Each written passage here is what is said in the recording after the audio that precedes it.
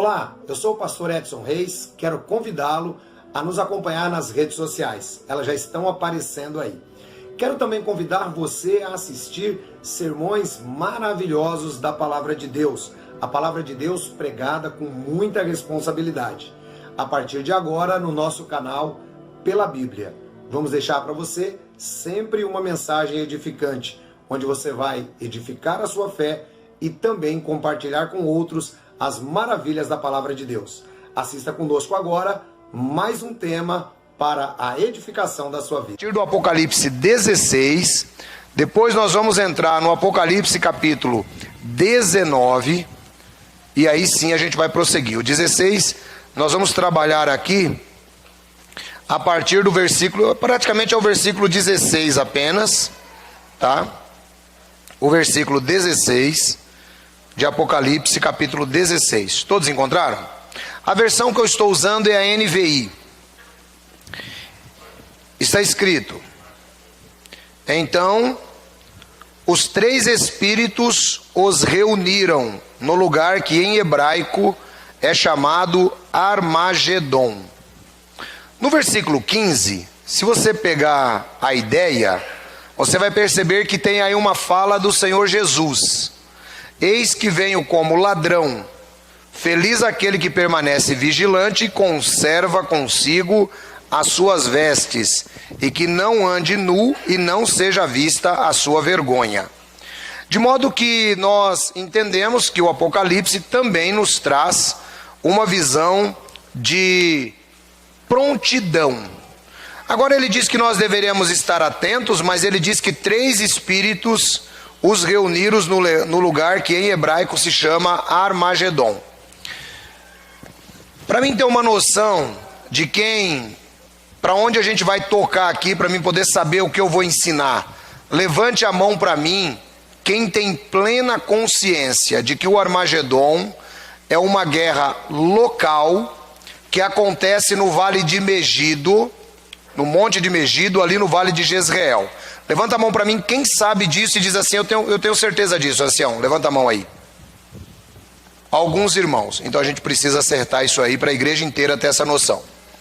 Queridos irmãos, o Armagedon não é uma guerra que abrangerá toda a terra, por assim dizer.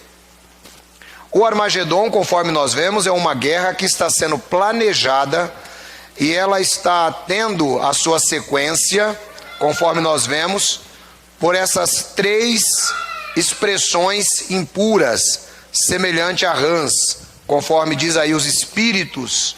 Esses espíritos são os espíritos que dominam todo o sistema político do mundo, todo o sistema político. De modo que Satanás, ele está reunindo a sua tropa política para uma guerra. E essa guerra é chamada a Guerra do Armagedon. Muitos filmes já foram feitos sobre o Armagedon. Quando você ouve falar em Armagedon, logo você pensa em sinal de fim de mundo. As seitas apocalípticas dizem que o Armagedon é uma guerra que estará na terra inteira e apenas eles serão salvos.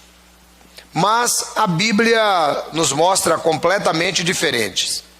Nós precisamos aprender a ler a Bíblia, irmãos, não na forma como se nos ensinou qualquer tipo de seita religiosa que nós participamos, ou mesmo grupos dentro da própria igreja. Precisamos entender a Bíblia de acordo com o que a Bíblia diz, de acordo com o que a Bíblia é. Então, o primeiro ponto: existe uma conspiração mundial promovida pelo próprio Satanás para o Armagedon. Ficou claro esse primeiro ponto para os irmãos? Está claro? Então existe uma conspiração de Satanás conduzindo para o Armagedon. Aí você me diz, mas por que essa conspiração de Satanás existe e está sendo conduzida para o Armagedon? Vamos lá, vamos dar uma olhadinha no livro de Daniel, capítulo 12. Vamos para Daniel, capítulo 12. Que aí você vai entender por que essa conspiração ela está em andamento. Daniel capítulo 12, está escrito: naquela ocasião, Miguel, o grande príncipe que protege o seu povo, se levantará. Haverá um tempo de angústia tal como nunca houve, desde o início das nações e até então. Se você relacionar essa fala de Daniel com a fala de nosso Senhor Jesus Cristo em Mateus capítulo 24, versículo 21, então haverá grande tribulação, tal como nunca ocorreu, desde o princípio do mundo até agora, nem tampouco ocorrerá de novo. Haverá um tempo de angústia tal como nunca houve desde o início das nações. Mas naquela ocasião o seu povo, Israel, todo aquele cujo nome está escrito no livro será liberto. Então veja, irmãos, que a palavra de Deus nos deixa muito claro que Miguel terá que se colocar de pé. Miguel não é Jesus, definitivamente. Miguel é um arcanjo chefe das hostes celestiais. E esse arcanjo, ele vem liderando as hostes celestiais para o Armagedon. Por que tem que ter um Armagedon, ancião? Tem que ter um Armagedon porque diz que Miguel se colocará de pé em favor dos filhos do seu povo, em favor de Israel. O que é que vai acontecer, irmãos? Qual é a sequência dos eventos? Qual é a sequência dos eventos? A sequência dos eventos é a seguinte: logo depois que o anticristo começa a reinar, nós temos então um período de dificuldades na terra, como eu já ensinei, que está descrito no livro do Apocalipse, no capítulo 6. Assim que o anticristo começa a reinar, nós temos um problema muito grave, porque muitas nações, em nome da democracia, não irão aceitar o governo do anticristo. Então isso vai gerar uma guerra muito grande, que não é a guerra do Armagedon. Não é a guerra do Armagedon. A guerra do Armagedon está para depois. E aí o que é que vai acontecer nesse momento? Nesse momento, o anticristo, diz a Bíblia que foi-lhe dado um arco e uma coroa, e ele saiu vencendo. Portanto, o anticristo, ele vencerá. Aí depois, o texto nos mostra que após a entronização do anticristo, no Apocalipse 6, que o Apocalipse 6 tem alguns que leem achando que ali é Jesus. Não, Jesus vem agora no capítulo 19, conforme eu vou explicar. No capítulo 6 é o anticristo.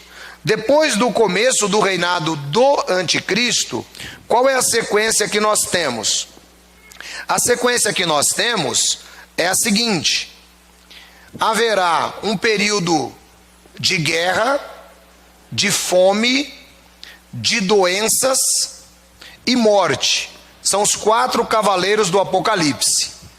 Então esses 4 cavaleiros, praticamente, eles são soltos durante o início do reinado do anticristo. Imagine vocês que hoje nós já estamos com um temor mundial por causa desta pandemia que está assolando a terra. Os irmãos já imaginaram quando verdadeiramente começar a grande tribulação, como será? A Bíblia diz, irmãos, que será um momento terrível. A Bíblia diz, se você voltar só um pouquinho, no mesmo Apocalipse 16, antes da gente prosseguir, a Bíblia diz que será um momento terrível. E esse momento terrível que nós viveremos, dê uma olhada aí comigo no capítulo 16, a partir do versículo 1, que aí você vai entender a chegada da guerra do Armagedon. Então eu ouvi uma forte voz que vinha do santuário dizendo aos 7 anjos: vão derramar sobre a terra as 7 taças da ira de Deus.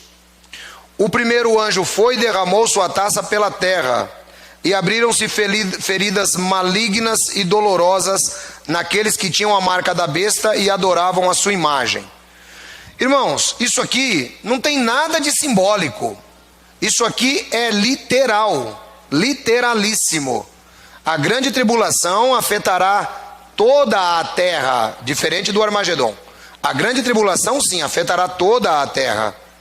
E conforme diz a Bíblia aqui, nesta ocasião, um dos 7 anjos derrama sua taça sobre a terra e as pessoas ficam doentes de uma maneira como nunca se viu antes.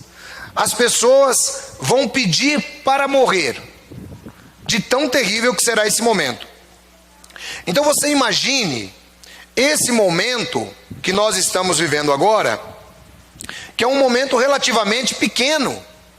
Se você parar para prestar atenção, é apenas uma gripe. É apenas uma gripe que tomou proporções escandalosas no mundo e mata rapidamente, porque quando ela é detectada, 50% dos pulmões já estão comprometidos. E os homens, o que é que já estão fazendo? A humanidade está morrendo de medo. Estão fazendo isolamentos nas fronteiras dos países. Eu voltei agora em Guarulhos, todas as pessoas, na sua grande maioria, com máscaras, com medo de pegar a Covid-19. Então veja, uma pandemia desta já tem colocado os homens em estado de alerta. Imagina quando Deus realmente derramar as suas pragas sobre a terra. Porque isso vai acontecer, irmãos. Está escrito aqui que os que serão afetados são aqueles que têm a marca da besta. Quem notou isso? São os que têm a marca da besta. Irmão, é o seguinte, ter a marca da besta nesta ocasião significa que a pessoa, ela já está completamente fora da salvação. Até porque, conforme nós já aprendemos, a salvação é efetuada antes da fundação do mundo. Até porque nós já aprendemos que os verdadeiros cristãos não receberão a marca da besta. Até porque nós já aprendemos que muitos cristãos morrerão durante a grande tribulação por rejeitarem a marca da besta. Então a grande tribulação, ela vai ter um peso muito grande sobre quem? Ela vai ter um peso muito grande sobre quem? Não sobre a igreja do Senhor Jesus, embora nós estaremos aqui durante a grande tribulação. Mas nós podemos comparar, como um tipo profético, aquilo que ocorreu com Moisés e o povo de Israel durante as 10 pragas. Percebam que parte daquelas pragas nunca atingiram Israel, embora geograficamente eles estivessem juntos, de modo que Deus também livrará o seu povo. Mas aqueles que receberam a marca da besta, eles o receberam sabendo exatamente o que estava acontecendo. E desta maneira, o que é que ocorre? Eles não têm o seu nome escrito no livro da vida desde a fundação do mundo. Então, irmão, você deve glorificar a Deus, porque o seu nome está no livro da vida. Eu devo glorificar a Deus, porque o meu nome está no livro da vida. Apesar de nós sermos nós, apesar de você, o seu nome está no livro da vida. Por que você diz apesar de mim, ancião? Porque não dependeu de uma única obra sua para Deus te colocar no livro da vida. Ele colocou você no livro da vida por amor e porque Ele conhecia você desde antes de você ser criado e desde antes dele criar Adão. Então é por isso que nós temos que glorificar a Deus e levar muito a sério, irmãos. Agora a gente entra no capítulo 19. Agora entramos no capítulo 19. E agora nós vamos ler a partir do versículo. Vamos ler a partir do versículo 7. Até aqui deu para os irmãos entenderem a sequência dos acontecimentos? Amém? Então guarda, irmão, essa sequência. Ah, mas é que eu vi na internet um pastor falando. Então, irmão, você tem a opção de entender a Bíblia corretamente ou de ouvir um pastor falando. Amém? Então vamos prosseguindo. Versículo 7 do Apocalipse. Então até aí nós já entendemos, só fazendo aqui um breve retrospecto, nós já entendemos que Satanás está reunindo todas as tropas militares para atacar Israel, que é o tempo que Miguel se põe de pé. Ficou claro isso para os irmãos? Satanás está reunindo todas as tropas militares. Quem é o representante de Satanás para essa reunião? É o anticristo. O governo do anticristo é quem vai fazer com que se concretize e que todos eles se encontrem lá no Vale de Megido. Alguns dizem, mas o Vale de Megido é muito pequeno para se reunir todas as tropas do mundo. E aí eu vou responder como disse o apóstolo Paulo: ó insensatos, não significa que todas as tropas do mundo estarão no Vale de Megido. O que significa é que todas as nações do mundo enviarão conjuntos de tropas para Megido em apoio do anticristo para atacar Israel. Isso significa que cada país na face da terra que enviar tropas para atacar Israel estará se comprometendo contra o Cordeiro. E o que é que vai acontecer? Zacarias capítulo 14 nos diz que todos aqueles que prestarem serviço militar contra Israel terão a sua língua apodrecida na boca e os seus olhos apodrecendo nas suas órbitas. Ou seja, toda nação em qualquer parte do mundo que apoiar, que enviar material bélico contra Israel, essa nação, ela estará comprometendo também os seus próprios cidadãos. De modo que é importante que nós venhamos a entender isso, porque embora nações inteiras estarão se comprometendo, pessoas individuais não estarão sendo afetadas nessas nações, porque não compactuam com a sua liderança política e não receberam a marca da besta. Essa é a primeira ideia que nós temos. Muito bem, o anticristo foi empossado, seguiu-se esse momento de guerra. Alguns cristãos sinceros entendem que a grande tribulação vai durar 7 anos. Alguns cristãos sinceros entendem assim. Por quê? Porque a Bíblia nos fala, em algumas vezes e repetidas vezes, em momentos dificultosos, trazendo 1260 dias, ou 3 anos e meio e 3 anos e meio, como acontece com a morte das 2 testemunhas, como acontece com a medição do templo, como acontece com a última semana de Daniel. Então alguns cristãos sinceros fazem relação desse texto e dizem, olha, a grande tribulação durará 3 anos e meio. É fato isso? Não sabemos, não temos como dizer. Mas uma coisa é fato, Jesus Cristo disse, se aqueles dias não fossem abreviados, nenhuma carne seria salva, mas por causa dos meus escolhidos, aqueles dias serão abreviados. De modo que seria um pouco dogmático tentarmos fixar um tempo para a grande tribulação. Mas é um período que a Bíblia chama, que é o período de angústia de Jacó. E esse período, ele de fato acontecerá, e nós teremos eventos acontecendo. Parece-me que os primeiros tempos de reinado do anticristo serão momentos sangrentos, serão momentos dificultosos, mas ele vai ajeitar a terra e trará paz à terra durante esse momento.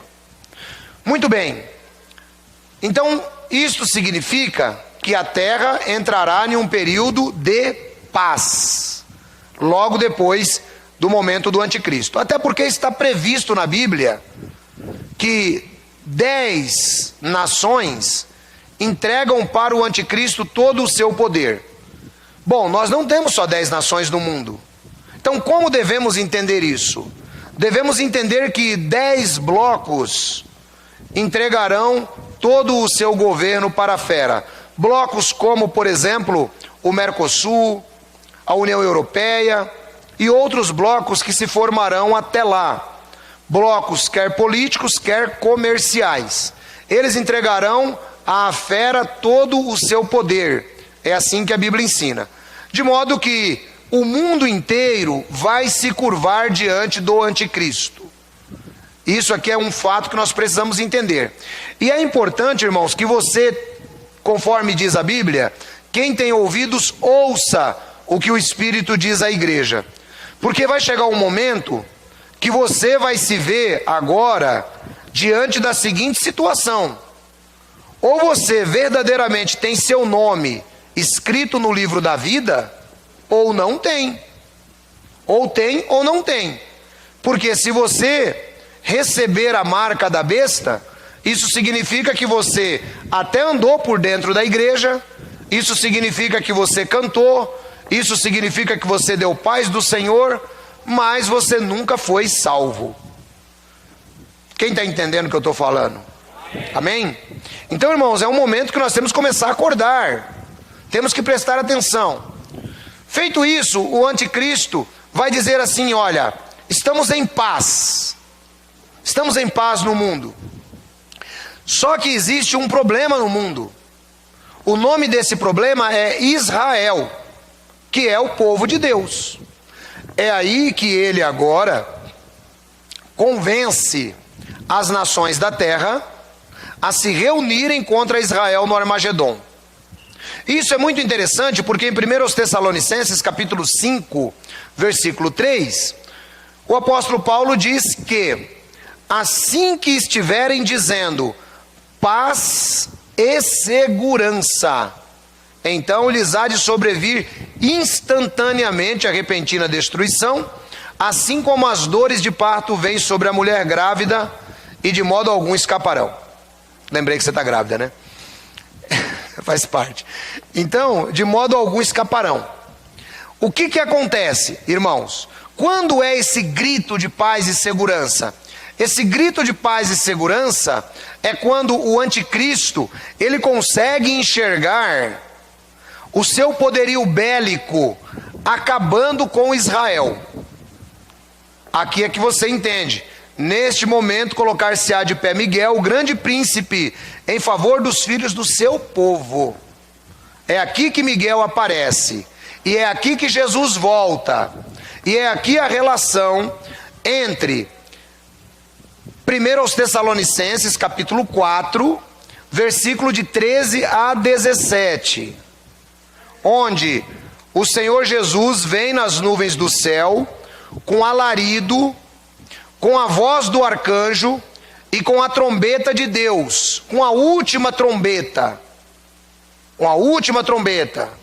chegando para a execução do anticristo e também de todos aqueles que o apoiaram contra Israel. Ficou claro para os irmãos isto? Amém? Essa é a sequência, é isso que vocês vão ver. É isso que vocês vão ver, tão certo quanto vocês estão me vendo. Eu não tenho dúvida alguma disso que lhes estou falando. E a gente entra para o capítulo 19, versículo 7. Regozijemo-nos, vamos nos alegrar e dar-lhe glória, pois chegou a hora do casamento, e a sua noiva já se aprontou. E foi-lhe dado para vestir-se linho fino, brilhante e puro. O linho fino são os atos justos dos santos. E o anjo me disse: escreva, felizes os convidados para o banquete do Cordeiro. E acrescentou: estas são as palavras verdadeiras de Deus. Então caí aos seus pés para adorá-lo, mas ele me disse: não faça isso. Sou servo como você e como os irmãos que se mantêm fiéis ao testemunho de Jesus. Adore a Deus. O testemunho de Jesus é o espírito de profecia. Vi o céu aberto e diante de mim um cavalo branco, cujo cavaleiro se chama Fiel e Verdadeiro. Ele julga e guerreia em justiça. Perceba, Agora João está vendo o céu aberto e agora Jesus está vindo. Agora Jesus está vindo, tá? Com as hostes celestiais. 12. Seus olhos são como chamas de fogo, e em sua cabeça há muitas coroas e um nome que só ele conhece, ninguém mais. Está vestido com um manto tingido de sangue, e o seu nome é a palavra de Deus. Essa representação identifica o verdadeiro cavaleiro do cavalo branco. O anticristo, no capítulo 6, não tem um nome. Ele também não tem a sua veste tingida de sangue, indicando que ele comprou a humanidade com o seu próprio sangue. Mas agora a identificação é clara. Ele tem o sangue que derramou sobre toda a humanidade, e ele se chama a palavra de Deus, ou o Logos de Deus, fazendo referência a João capítulo 1, versículo 1. 14. Os exércitos do céu o seguiam, vestidos de linho fino branco e puro, e montados em cavalos brancos. Da sua boca sai uma espada afiada com a qual ferirá as nações. Agora eu quero que você comece a prestar atenção no linguajar do texto, para você poder entender. Eu disse que o Armagedon é uma guerra que se refere à localidade de Megido. Ficou claro isso para todo mundo? Amém? Diz aqui que Jesus está voltando, os exércitos do céu o seguem. Vem com ele os seus santos anjos, vem Miguel tocando à frente. Nesse momento aqui, nas nuvens dos céus, ocorre a ressurreição de todos os mortos fiéis a Cristo, ocorre a ressurreição de todos os santos do Antigo Testamento e ocorre o arrebatamento da igreja até as nuvens dos céus. Nós nos juntamos aos exércitos celestiais e descemos num abrir e piscar de olhos, conforme nos diz a Bíblia, para a guerra do Armagedon. De modo que a igreja estará presente na guerra do Armagedon, sendo ela arrebatada no final da grande tribulação, quando Jesus volta. Ficou claro para os irmãos? A igreja é arrebatada não para ir para o céu. A igreja é arrebatada para voltar com Jesus para a Nova Jerusalém, para o reinado milenar de Cristo, onde nós seremos governadores juntamente com Jesus, aqui na terra. Essa é a ideia que a Bíblia nos apresenta. Os exércitos dos céus vêm com Jesus. E agora é que começa a batalha do Armagedon. Veja, embora a igreja está na grande tribulação na terra, a igreja não está na grande tribulação no Armagedon. Quem entendeu essa palavra aí? Não está, são coisas completamente diferentes. Não sabemos qual é o período de transição entre a grande tribulação e o Armagedon, mas indica-se que é muito rápido. Isso vai acontecer muito rapidamente. E aí ele continua dizendo assim, olhe: e da sua boca saiu uma espada afiada, com o qual ferirá as nações. Quem vai ser ferido por Jesus? As nações. Mas veja agora o ponto importante: ele as governará com cetro de ferro. Jesus vem para ainda governar o mundo no período milenar. Eles serão governados com cetro de ferro. Tá? Então veja, as nações não serão destruídas no Armagedon. Muito pelo contrário, serão governadas por Cristo. Aqui aplica-se o Salmo número 2. Reis, beijem o filho, para que a sua ira não vos esmague. Nesta ocasião, as nações terão de saber quem realmente é o rei de toda a terra, que é nosso Senhor e Salvador Jesus. E o texto diz: ele as governará com vara de ferro. Ele pisa o lagar, o vinho do furor da ira de Deus o Todo-Poderoso. A Bíblia compara a guerra do Armagedon com um lagar de vinho. Os lagares de vinho, eles eram recipientes, vamos dizer, eu vou ilustrar uma bacia, só que uma bacia muito grande, e se jogavam as uvas lá dentro, e pisava as uvas, era mais de um, ficavam pisando as uvas o tempo inteiro, para que o vinho pudesse sair, o suco da uva. Então a Bíblia compara a vinda de Jesus lá no Monte de Megido com alguém que vai pisar tais uvas. Quem são estas uvas? São todos aqueles que prestaram serviço militar contra Jerusalém. Mas ancião, e o meu parente que está aqui em Santa Bárbara do Oeste e não tem nada a ver com isso? Não vai acontecer nada com ele, irmão. Não vai acontecer nada com ele. Ele vai entrar no milênio porque ele faz parte das nações, que vai ser pastoreado com vara de ferro. Todo aquele que não é da igreja de Jesus estará no milênio. Todos estarão no milênio. O milênio, eu vou explicar daqui a pouco, o milênio não é salvação. Milênio não é para salvação, eu já expliquei isso no canal Pela Bíblia. Milênio, irmãos, é apenas uma transição. Salvação, quem foi salvo de verdade, quem foi salvo de verdade é você que está sentado aqui hoje. São milhões de cristãos em toda a terra que aceitaram Jesus como Senhor e Salvador. Esses estão salvos. Feliz e santo é aquele que participa na primeira ressurreição.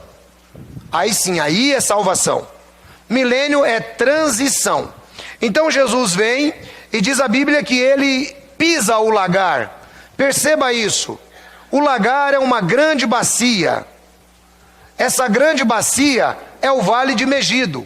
É onde Jesus vai pisar aquelas pessoas que estiveram lá prestando serviço militar contra Jerusalém, juntamente com o anticristo. Vamos continuar o texto? Ele pisa o lagar do vinho do furor da ira de Deus, o Todo-Poderoso. Em seu manto e em sua coxa está escrito este nome: Rei dos Reis e Senhor dos Senhores. Vi um anjo que estava em pé no sol e que clamava em alta voz a todas as aves que voavam pelo meio do céu: venham, reúnam-se para o grande banquete de Deus, para comerem a carne de reis. Percebam, preste atenção no texto. Para comerem a carne de reis, generais e poderosos, a carne de cavalos e seus cavaleiros, a carne de todos, livres e escravos, pequenos e grandes. Perceba então que o texto é muito claro. Ele nos traz uma ideia de uma guerra que está sendo travada. E é aqui que estes serão completamente esmagados pelo Senhor Jesus. Quem são eles? Reis, generais, poderosos e os seus soldados, quer livres, quer que se alistaram voluntariamente, quer foram alistados obrigatoriamente para prestar serviço militar contra Israel. Estes são os que vão morrer no Armagedon. Deu para os irmãos entenderem? O restante da terra estará completamente intacta. Essa ideia de prédio caindo no centro de Campinas, no centro de São Paulo, por causa do Armagedon, esquece tudo isso, irmão. Isso é ideia apocalíptica, principalmente das seitas. O que a Bíblia nos diz é isso aqui. Isto, o lagar da ira de Deus, a bacia onde serão pisados, é o Vale de Jezreel, é onde Jesus destrói. E o texto continua: agora, eu vi a besta e os reis da terra e os seus exércitos reunidos para guerrearem contra aquele que está montado no cavalo e contra o seu exército. Perceba, a besta, ela está então lutando contra Jesus. Quem é a besta? A besta é o anticristo. A besta é o anticristo, tá? Eles estão reunidos para guerrearem contra aquele que está montado no cavalo e contra o seu exército. O que há de maravilhoso para nós aqui é que nós somos parte desse exército, como disse Judas, citando o livro apócrifo de Enoque: eis que o Senhor vem com as suas santas miríades, e os seus justos, para declarar todos os ímpios culpados. Portanto, nós nos juntamos a esse exército celestial como igreja do Cordeiro, porque veja que começa com o cenário de um casamento, O casamento é Jesus Cristo voltando para buscar a sua igreja, para arrebatar a sua noiva e continuarmos o trabalho aqui no período milenial. Então vi a besta e os reis da terra e os seus exércitos reunidos para guerrearem contra aquele que está montado no cavalo e contra o seu exército. Irmãos, isso nos traz a clara evidência de que Jesus será visto juntamente com todo o seu exército celestial. Quando eles param nas nuvens dos céus, que é esse momento que nós não conseguimos compreender, de um abrir e piscar de olhos, e tudo está acontecendo arrebatamento, está acontecendo ressurreição, e o exército celestial está maior. Então agora o anticristo, e juntamente com todos eles, olham para o céu, e eles querem batalhar contra o Cordeiro. Irmão, já pensou que interessante esse momento vai ser na sua vida? Eles agora tentam batalhar. Aí o texto continua. Versículo 20: mas a besta foi presa, e com ela o falso profeta, o anticristo, e o seu braço religioso, que é o falso profeta, agora foram presos. E o falso profeta que havia realizado sinais miraculosos em nome dela, com os quais eles haviam enganado os que receberam a marca da besta e adoraram a imagem dela. Os dois foram lançados vivos no lago de que arde com fogo e enxofre. Olha que coisa interessante, irmãos. A besta, a encarnação de Satanás, juntamente com o falso profeta, o seu braço religioso, agora eles são lançados vivos naquilo que a Bíblia chama de Geena ou Lago de Fogo. Esses dois personagens inauguram o Lago de Fogo na volta de Jesus. Até lá o Lago de Fogo está vazio, não tem ninguém lá. Eles agora são lançados lá. E o que acontece com as outras pessoas que estavam seguindo o anticristo? Diz a Bíblia: os demais foram mortos com a espada que saía da boca daquele que está sentado no cavalo, e todas as aves se fartaram com a carne deles. Veja que interessante, um evento completamente local, orquestrado por Deus em preservação de Israel e salvação para nós, os gentios. Veja que interessante, irmãos. Esse é o capítulo 19 que nos mostra o travar da batalha do Armagedon. Então, o Armagedon, longe de ser uma guerra global, ela assume status de global, porque haverá em Megido representação de nações de todo o mundo. Mas a grande maioria das pessoas, embora estarão vendo pela televisão, embora estarão acompanhando as notícias, como nós estamos vendo, não é? A pandemia, hoje no mundo inteiro nós sabemos o que está acontecendo, assim também nós saberemos da guerra do Armagedon, até porque é o nosso livramento. E lembre-se, muitos irmãos estarão sendo mortos durante esse período, porque nós não aceitamos a marca da besta. Então é um período deveras empolgante, não deve ser um período para se temer, deve ser um período para se alegrar. E o que é que acontece na sequência desses acontecimentos? Antes de eu continuar, deixa eu fazer uma pergunta. Ficou claro para os irmãos? Levanta a mão aí quem entendeu o que te aguarda, levanta a mão aí. Amém. É isso, irmãos. O resto é novela. O resto é novela. É isso. Bíblia, pela Bíblia, somente. Mais nada do que isso. É só isso, mas é tudo isso, viu, irmãos? É tudo isso na realidade, né? O resto é novela. Vamos entrar agora no capítulo 20. Eu quero pegar o capítulo 20, só que eu quero vir do versículo 20, do 19, lendo direto, para você poder entender. Porque a Bíblia não foi feita em capítulos e versículos. A Bíblia foi feita uma leitura corrida, direta. Então nós vamos pegar capítulo 19, versículo 20 e 21 e entrar direto no capítulo 20, ok? Para você poder entender o resto da história.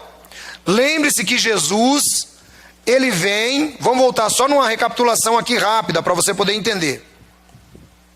Vamos voltar aqui numa recapitulação rápida aqui, ó.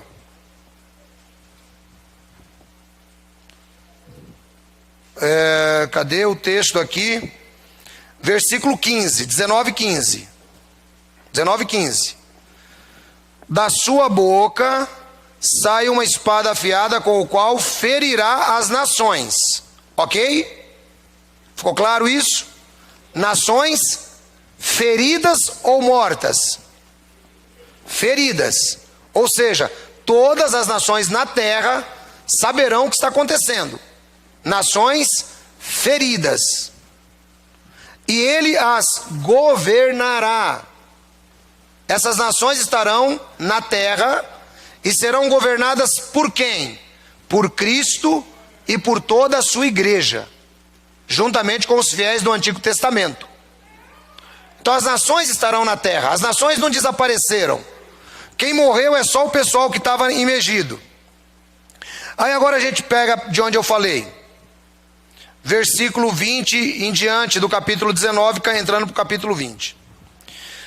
Mas a besta foi presa e com ela o falso profeta que havia realizado os sinais miraculosos em nome dela, com os quais ele havia enganado as nações que receberam a marca da besta e adoraram a imagem dela.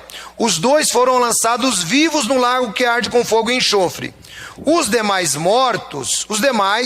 foram mortos com a espada que saía da boca daquele que está montado no cavalo. E todas as aves se fartaram com as carnes deles. Note, as nações são feridas pela espada e os demais mortos que estão em Megido são mortos pela mesma espada. De modo que esses mortos aqui não participam no reinado milenar de Cristo. Eles agora aguardam a segunda ressurreição para julgamento, ok? Só foi lançado no lago de fogo a besta e o falso profeta. Esses morreram, estão no Seol, no Hades, serão ressuscitados. Então vamos lá, 21 entrando para o capítulo 20. Os demais foram mortos com a espada que saía da boca daquele que está montado no cavalo, e todas as aves se fartaram da carne deles. Vi descer do céu um anjo que trazia na mão a chave do abismo e uma grande corrente. Ele prendeu o dragão, a antiga serpente que é o diabo, Satanás, e o acorrentou por 1000 anos. Lançou-o no abismo, fechou e pôs um selo sobre ele, para assim impedi-lo de enganar as nações, até que terminassem os 1000 anos. Depois disso é necessário que ele seja solto por um pouco. Ou seja, lembra que Jesus feriu as nações? Sim. Lembra que elas serão pastoreadas com vara de ferro? Exatamente isso. Agora essas mesmas nações não serão atormentadas pelo diabo durante o período milenar. Ficou claro para os irmãos? Satanás estará preso. Perceba que interessante. Satanás não vai para o lago de fogo. Satanás vai para o abismo. Satanás vai para o abismo, uma dimensão da qual ele não pode sair, porque as nações agora terão que ser administradas por Jesus durante o período milenar. E nós estaremos aqui juntamente com Jesus neste período milenar. Neste início de período milenar, irmãos, se dará aquilo que nós conhecemos como Bema, que é o tribunal de Cristo, onde todos os fiéis receberão a sua recompensa, tá? É nesse período milenar que nós nos sentaremos à mesa com Abraão, Isaque e Jacó e com as pessoas que virão do Oriente e do Ocidente.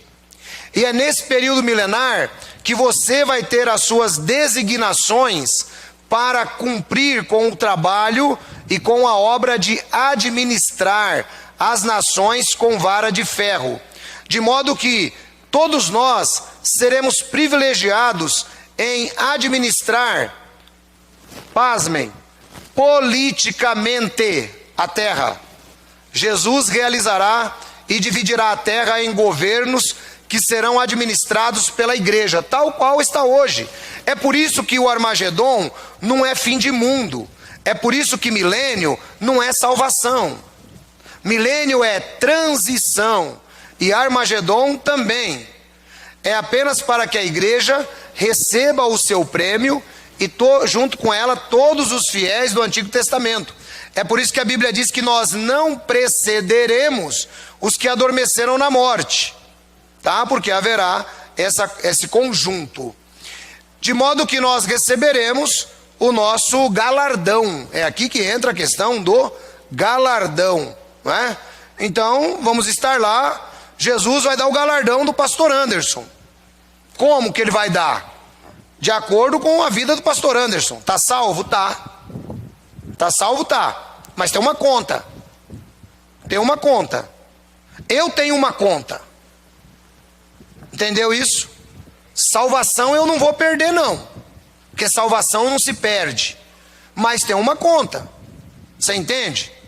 Tudo isso daí nós vamos ter que verificar. Então, por exemplo, Jesus fala assim, ó, pastor Roberto, esse pastor aqui, ele até ia governar a cidade de Hortolândia.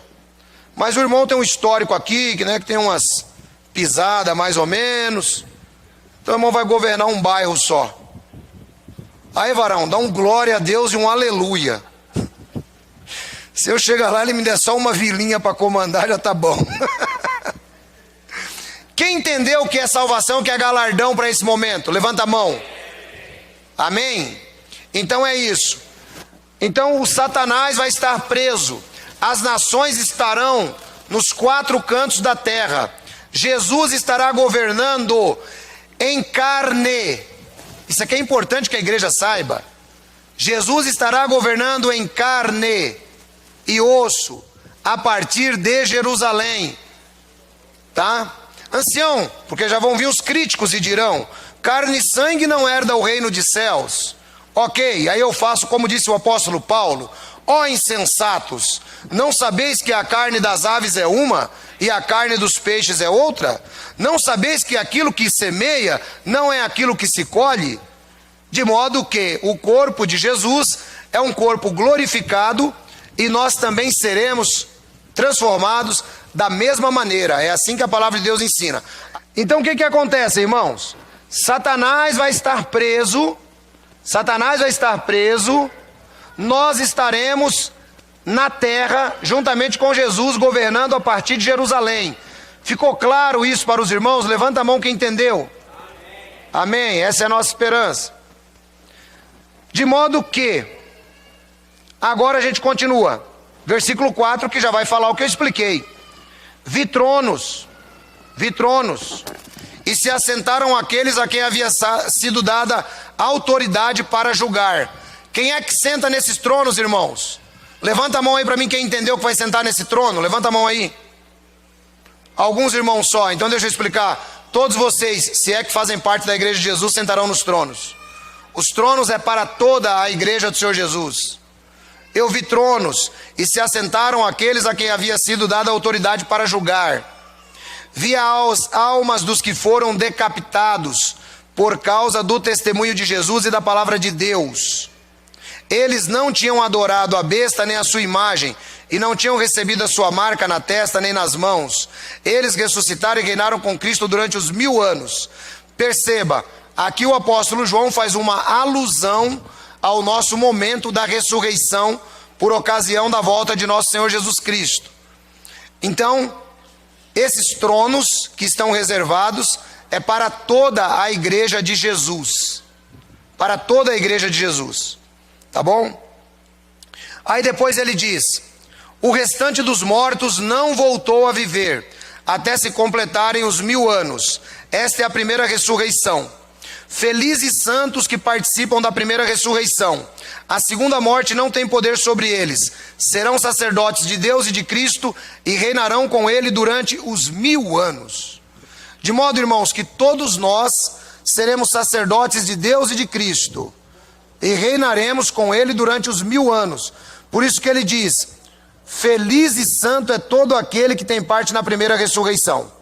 Portanto, o que nos aguarda, se nós morrermos daqui até a volta de Jesus, é a primeira ressurreição. Os demais mortos serão ressuscitados só no final do milênio. De modo que, na entrada do milênio, não existe ressurreição alguma. A entrada do milênio é apenas para as nações que estão nos 4 cantos da terra. Ressurreição, a Bíblia só indica 2. Uma para a igreja do Senhor Jesus e os santos do Antigo Testamento, por ocasião da volta dele, que é esta, para os que se assentarão em tronos. E a segunda ressurreição, que está no final do milênio, conforme nós estamos vendo aqui agora. E o versículo 6 diz: felizes santos que participam da primeira ressurreição. A segunda morte não tem sobre eles poder. Irmãos, todos nós receberemos um corpo glorificado e todos nós não mais estaremos sujeitos à morte. É por isso que eu disse que para a igreja do Senhor Jesus, a volta de Jesus é salvação. Para a igreja é salvação, que é salvação completa, inequívoca. 1 Coríntios capítulo 15, versículos 51, 52 em diante. Eu digo a vocês um mistério: nem todos dormiremos, mas seremos transformados num abrir e piscar de olhos. Ok? Então, essa é a sequência que nós temos para o período milenar. Reinaremos com Jesus durante os 1000 anos. Grande confusão é feita até mesmo por algumas alas da igreja.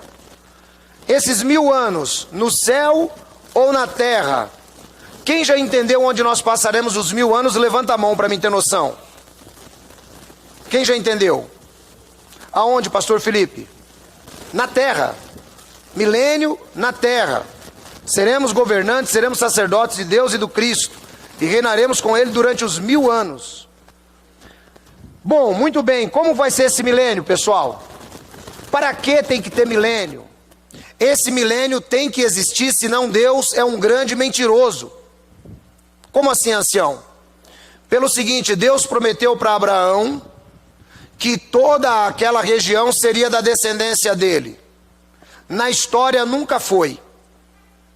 Então Deus cumprirá a promessa dele ao descendente de Abraão, a raiz de Jessé, no trono de Davi, o qual o Senhor Jesus estará sentado.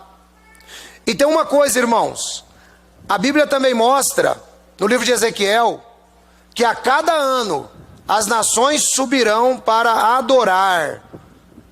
A cada ano as nações subirão para adoração.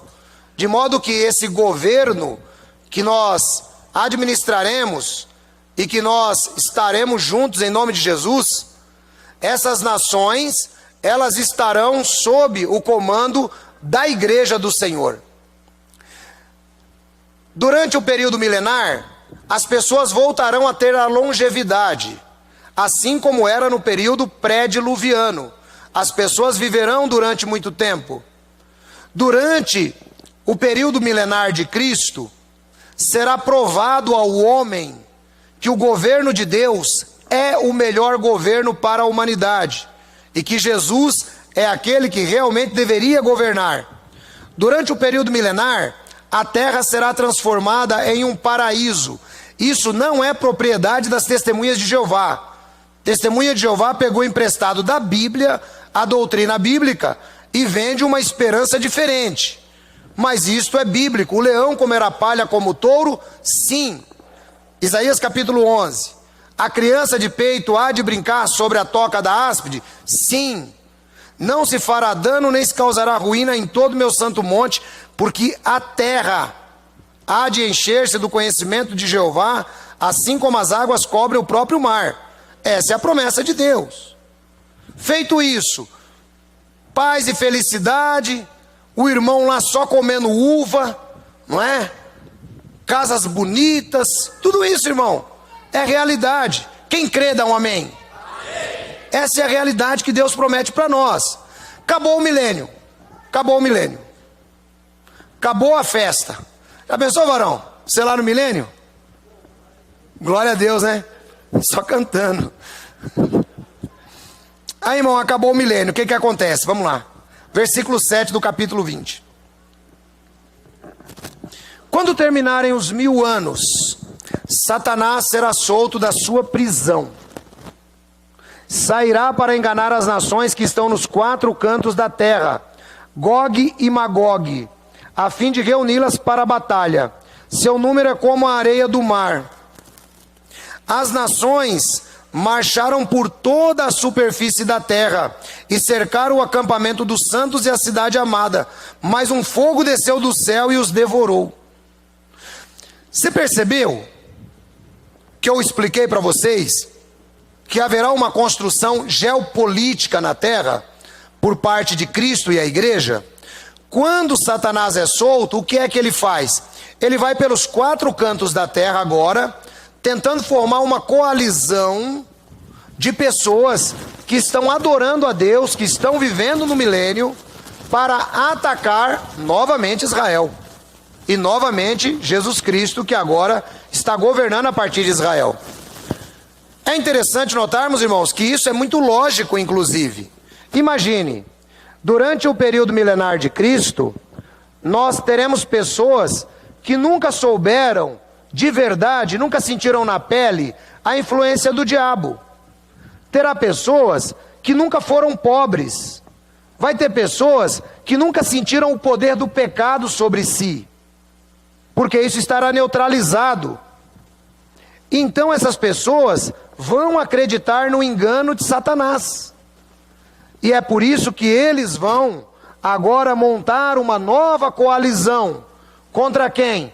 Contra a cidade amada, contra Jerusalém, que está sendo governada por Cristo. Aí o versículo 9 diz: as nações marcharam por toda a superfície da terra e cercaram o acampamento dos santos e a cidade amada, mas um fogo desceu do céu e as devorou.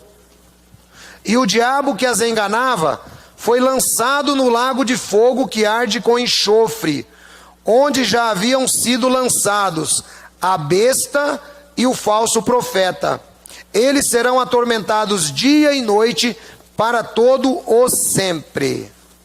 Perceba, agora o diabo chegou ao fim. De verdade. Agora acabou esse negócio de diabo na face da terra. Ele foi lançado no lago de fogo. Aí a gente entra para o versículo 12. Vi também os mortos, grandes e pequenos, de pé diante do trono, e livros foram abertos.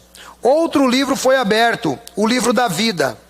Os mortos foram julgados de acordo com o que tinha sido feito, segundo o que estava registrado nos livros. Irmãos, isso aqui é interessante que você entenda, porque tem uma grande confusão na igreja cristã também sobre isso. Perceba, Igreja de Jesus Cristo já passou pelo julgamento, ok? O Bema, Tribunal de Cristo, já fomos galardoados, já temos corpos imortais, ok? Então para a igreja está tudo bem. Todo mundo entendeu isso? Amém? Para a igreja está tudo bem. Só que agora, depois do milênio, tem um pessoal que não é da igreja de Jesus. Esse pessoal é das nações que veio, que foram feridas. Esse pessoal procriou, cresceu, e agora o que acontece? Muitos deles foram desviados pelo diabo. E existe na terra pessoas que agora sim, agora aquele seu parente será ressuscitado. Aquele meu irmão que morreu há 20 anos atrás será ressuscitado. Agora sim, todos os mortos serão ressuscitados. E serão julgados pelo quê, irmão? Você prestou atenção? Que é aqui que está a confusão que a igreja faz. Serão julgados pelo quê? Deu para você entender? Foram julgados de acordo com o que tinham feito. Opa, então peraí. Ancião, então obra salva? Aqui é que está a confusão. Obras não salvam. Obras não salvam, mas servirão de base para que certas pessoas no juízo final sejam salvos pelos méritos sacrificiais de Jesus. Quem entendeu isso? Obras não salvam, mas servirão de base para que essas pessoas sejam salvas pelos méritos sacrificiais de Jesus. Está repetida a frase. Como que isso se dará? Vamos imaginar.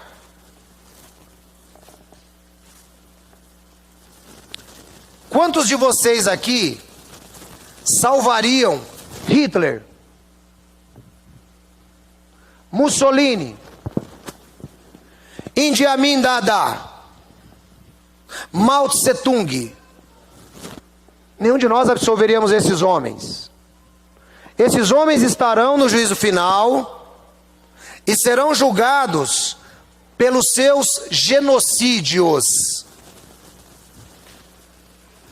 Quem está entendendo o que eu estou falando? Esses homens serão julgados. Apresentar-se-á a eles que eles não terão condições de continuar com a humanidade. Eles serão lançados no lago de fogo. Mas lembra da sua vozinha? Gente boa.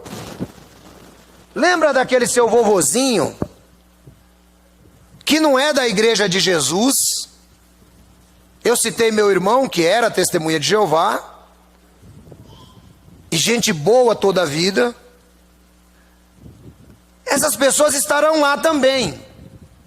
E aí como é que Jesus vai julgá-las? Como é que você julgaria estas pessoas? Não, sempre foi uma pessoa íntegra, sempre foi uma pessoa boa.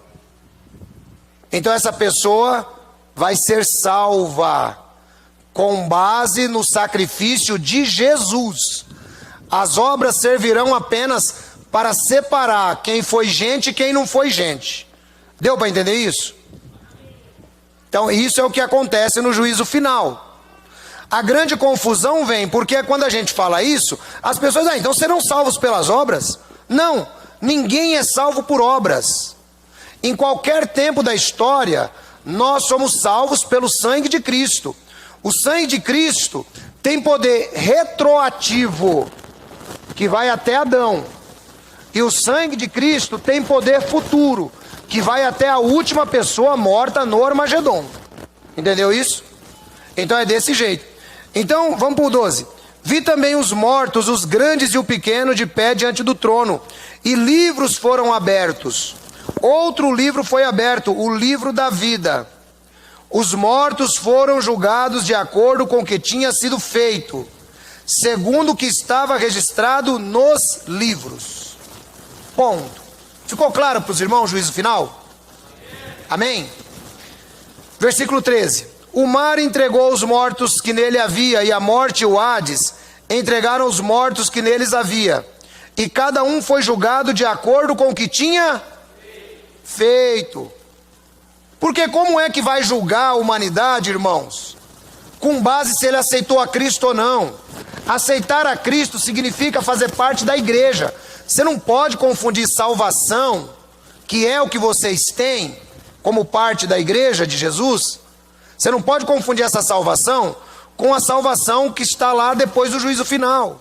Não tem como confundir. São classes diferentes de pessoas. são classes diferentes. Uma classe é uma classe, outra classe é outra classe. Entendeu? Foram julgados pelo que tinham sido feito. 14. Então a morte e o Hades foram lançados no lago de fogo. O lago de fogo é a segunda morte. Se o nome de alguém não foi encontrado no livro da vida, esse foi lançado no lago de fogo. Ou seja, quem é que vai para o lago de fogo? São pessoas completamente ímpias. A história termina aqui. Veja que ele diz que quando Jesus vem julgar, diante dele foge o céu e a terra. É aqui que nós entendemos 2 de Pedro capítulo 3, irmãos. 2 de Pedro capítulo 3 não é no Armagedon. 2 de Pedro capítulo 3 é juízo final. Lá Pedro diz que ele viu os céus serem enrolados. Pedro diz que ele viu a terra sendo queimada junto com as obras nela. Nesse momento é que a Bíblia diz, agora no capítulo 21, para a gente terminar: eu vi um novo céu e uma nova terra, pois o céu e a primeira terra tinham passado e o mar já não existia. Vi a cidade santa, a nova Jerusalém, que descia do céu da parte de Deus, preparada como uma noiva adornada para o seu marido. E ouvi uma voz forte que vinha do trono e dizia: agora o tabernáculo de Deus está com os homens, os quais ele viverá. Eles serão seus povos e o próprio Deus estará com eles e enxugará dos seus olhos toda lágrima, e não haverá mais morte, nem haverá tristeza, nem choro, nem dor, pois a antiga ordem já passou.